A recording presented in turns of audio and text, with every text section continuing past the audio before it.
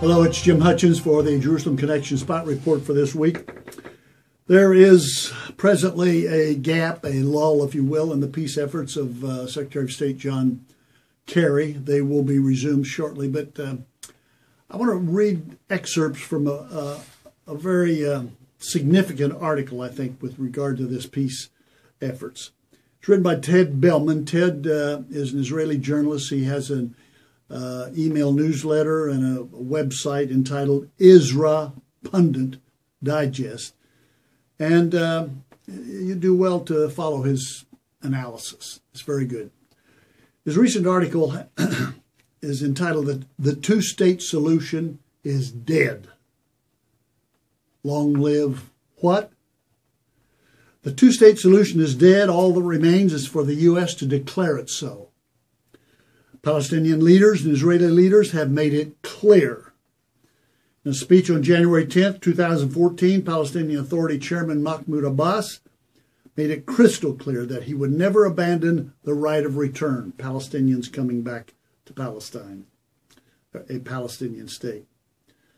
That he would never recognize Israel as a Jewish state, and he would never make a deal unless East Jerusalem was given to the Palestinians as their capital, all of which cross Israel's red lines. Bellman goes on, peace can be achieved only when the education toward incitement and toward the destruction of Israel is stopped. There will be peace only if our security and our settlement interests are ensured. Peace will be established only if we could defend ourselves by ourselves against any threat. Then he quotes Minister of Defense Moshe Ya'alon. Ya'alon said, Mahmoud Abbas lives on our sword, namely on the protection of Israel's military forces. Once we leave Judea and Samaria, he is finished. In fact, throughout the recent months, there's been no negotiation between us and the Palestinians, but rather between us and the Americans. The only thing that can, quote, save us is that John Kerry will get the Nobel Peace Prize and leave us alone. That's true. He goes on, he says, I live and breathe the conflict with the Palestinians. I know what they think, what they want, what they really mean. He went on to say, the American security plan that was presented to us is not worth the paper it's written on. Now, Ya'alon took a lot of heat for these statements, but he is speaking truth, core truth, true truth.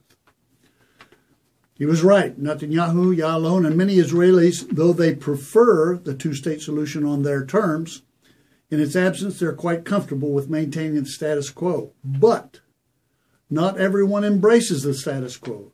They want to annex Judea and Samaria, take sovereignty over Judea and Samaria, namely the West Bank. The goal is for Judea and Samaria to be under Israeli sovereignty. It's ours, and it was acquired legally in a bloody defensive war. We must now implement the vision of the greater land of Israel. He's speaking biblically now. You don't often see this. We must now implement the vision of the greater land of Israel and begin to apply sovereignty in all of the territory. This is the vision reflecting belief in the holy precept that the land of Israel is ours. And I would say by God's covenant promise. The land of Israel is ours. We have no right to revoke this precept. It is fidelity to the ideology of the right and the religious public, which believes that this is our land. And they believe rightly so, based upon God's covenants, once again. He says we must begin gradual process of 25 years under the heading of, quote, annexation and naturalization. Caroline Glick, he quotes her here. She's a very astute observer of all things Israel. I quote her often myself. She said, the only thing that should interest us is that Judea and Samaria is Israel. She says and notes that even though the providing Palestinians with permanent residency and the right to apply for citizenship is not a perfect solution and will damage Israel on certain levels, no question about it, it is absolutely clear that it's better than establishing a Palestinian state. such a state would be the ruin of Israel. And she closes by saying, or he closes the quote from her. She says, I brief the members of the House of Representatives and the United States Senate several times every year. Each time I present this plan on Capitol Hill, the response borders on euphoria. In the United States, just as in Israel, there are millions of people who understand that the two-state solution is a disaster, an absolute disaster. They're just waiting for someone to tell them that they can abandon it. Well, for what it's worth, I say abandon it now. Don't wait.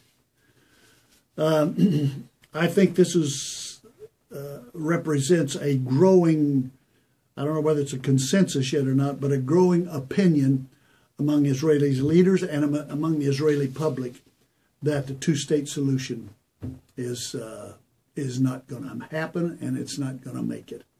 And it's a time when they're recognizing that the boundary lines that God has given by covenant promise are indeed the boundary lines that they should fight for and don't take no for an answer to. So until next week then, Od Ki Yavo Shiloh, until Messiah comes, Yivarech Yahweh. Yahweh bless you, bless yours.